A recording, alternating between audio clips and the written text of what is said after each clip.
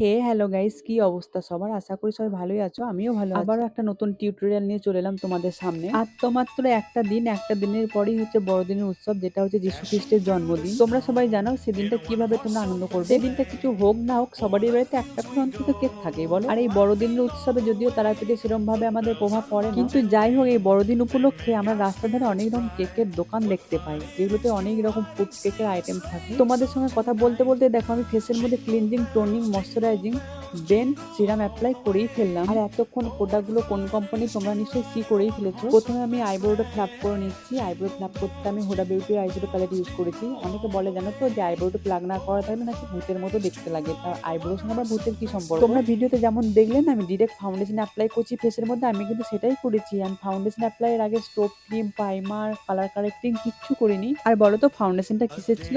আরে হ্যাঁ, ফাউন্ডেশনটা জাস্ট গোল্ডেরই ছিল। আর এই গোল্ডের নাম শুনলে না প্রথমে সোনার কথাটাই মনে পড়ে। আর সোনা কোন মেয়ের পছন্দ নয় বলো, কিন্তু ব্যতিক্রম মেয়ে তো আছে আমাদের সমাজে। আমি তোমাকে ঠিক করে রেখেছি কোনো বড়লোক ছেলেদেরকে বিয়ে করবো। বিয়ে করার পর আমি এক কাজ করবো, আমি তখন আর হাইলাইটার ইউজ করবো না। আমি তখন গোল্ডের দোকান যাবো আর গোল্ড পাউডার কিনে নিয়ে এসে হাইলাইটারের জায়গায় জাস্ট অ্যাপ্লাই করে নেবো। আর সবাইকে ধরে ধরে বলবো দেখ দেখ আমি হাইলাইটার ইউজ করিনি, আমি না ইউজ করেছি গোল্ড পাউডার, মনে হচ্ছে সোনাগুলো। এরপর তোমরা নিশ্চয়ই লক্ষ্য করছো পাউডার ব্রাশটা আমি এত আস্তে আস্তে কেন ইউজ করছি। আরে বাবা, কম্প্যাক্ট পাউডারটা যদি মুখে থুপে থুপে ইউজ করে নেবো তাহলে তো আমার গ্ল্যামারটাই হারিয়ে যাবে। আজকের মেকআপ লুকটা না আমি একটু গ্লোয়িং চাইছি, সেই জন্য আমি কম্প্যাক্টটা তো আস্তে আস্তে এবং খুব কম পরিমাণে ইউজ করলাম। আমি বাবু মেকআপ সম্বন্ধে সেরকম জ্ঞান তোমাদেরকে দিতে পারিনি, তার কারণ হচ্ছে মেকআপ সম্বন্ধে আমার কোনো আইডিয়াই নেই সেরকম ভাবে। আর কিছু কিছু অনুষ্ঠান বাড়িতে এমন এমন মেকআপ দেখি, মেকআপ দেখলেই ভয় লেগে যায়। বাবা মেকআপ কথাটার মানেটা কি? অনেকক্ষণ থেকে আননেসেসারি বকে ফেললাম, তার জন্য if you don't mind please আমার এই মেকআপ লুকটা তোমাদের যদি ভালো লেগে থাকে অবশ্যই কমেন্টের মধ্যে জানিও, তাহলে আরো নিত্য নতুন লুক নিয়ে তোমাদের সামনে হাজির হয়ে যাব। আগে থেকেই তোমাদেরকে জানিয়ে দিলাম মেরি ক্রিসমাস। আবারও দেখাবে নেক্সট কোনো ভিডিওতে। বাই।